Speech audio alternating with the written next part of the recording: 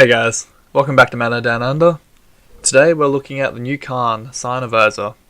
I want to break him down, see what decks he could work in, where he could see play. He, I think, will shape up the metagame quite a bit, but let me know what you guys think.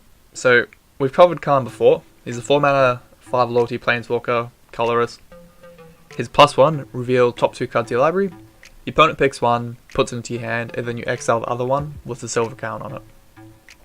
Neg 1, you put a card you own with a silver count on it from exile into your hand.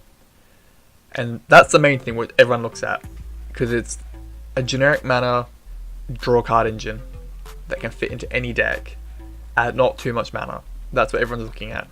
But not many people look at his Neg 2, which is you create a 0/0 token that gets +1/+1 for each artifact you control.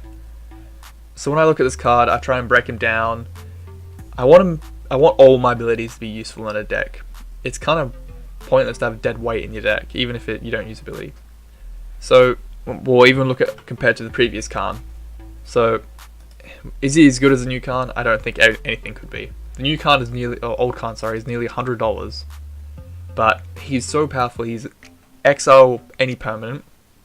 He attacks opponent's hand, and if you need to, you can restart the game. Like, there's no card that can do what Karn can do. It's so powerful. It's mental.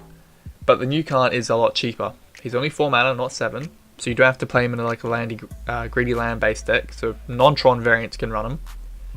He's a lot cheaper financially.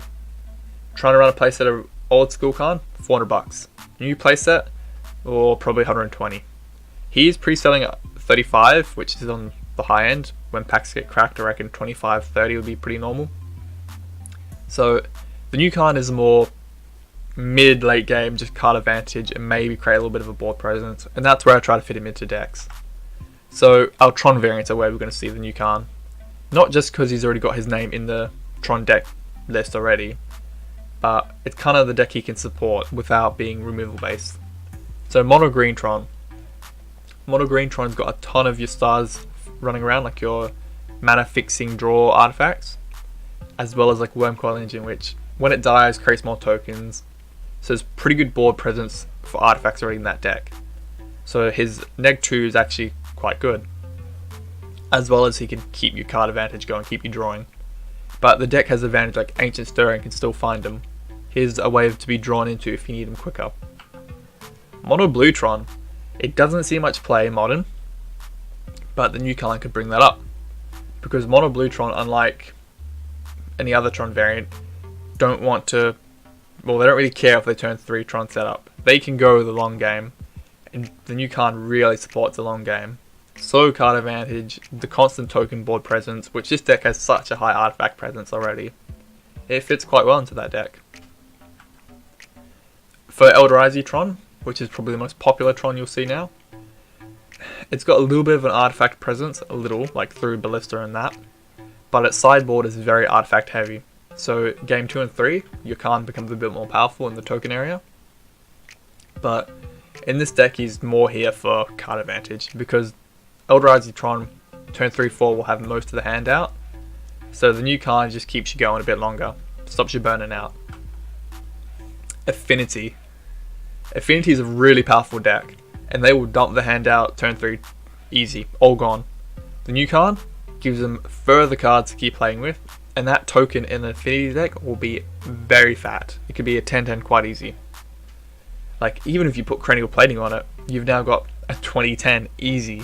So Affinity has some good potential there. Even just more fodder to your Arcbound Ravagers, it could see quite good play there. The troll deck of the format we all hate. Lantern decks. So they win by locking you out of creatures, good draws, attacking. They lock you out of that, and then they'll kill you by either milling you over one card interval mills, or they'll spell bomb you. That's how they're going to do it. Having new Karn in there is a good form of draw, as well as a potential finisher through the tokens. Whether those tokens get through, we don't know, but it could help Lantern decks speed up for once. And then decks you don't see at all are the Tezzeret decks. I like Tezzeret decks, they're pretty cool. So they're either a black-blue artifact kind of prison, or they're mono-blue prison. but they run like Chalice of the Void and Standing Bridge, control your creatures, and then they win by dropping Tezzeret and turning all their artifacts into creatures, and just bang, done. But with the new Karn, again, further draw, keeps him going in the long run, helps him actually get there a bit quicker. But his tokens will be very relevant in the deck. They're already adding to the token artifact board presence, but like the Agent of Bolus, target artifact becomes a 5/5. So now your token is a 5/5 that gets +1/+1.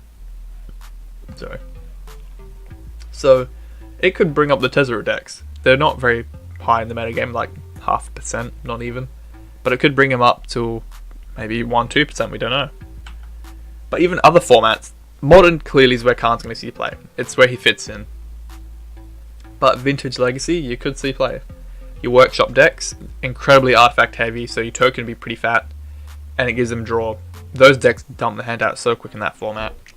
Food Chain. So Food Chain's a deck that wins by exiling creatures for mana, and then casting those creatures back again from exile for more mana, and then produce infinite mana to win. So it does it through the Griffin, the Griffin, or they do it through Eternal Scourge, which is a Eldrazi drone. But Karn can you could exile the card through Karn with your Silver Crown on it, but you could still cast it. It's a weird little interaction of no disadvantage in a way. But then Karn could spawn new decks, which is what I'm thinking is going to happen. He could maybe encourage an artifact weenie deck, kind of like a Goblin build, very wide, very fast and aggressive. Then he comes out and starts creating really tall, big creatures, as well as giving card advantage. But he has a lot of potential, a lot of decks he could play in. There's just not enough time to mention everything. So let me know what you guys think.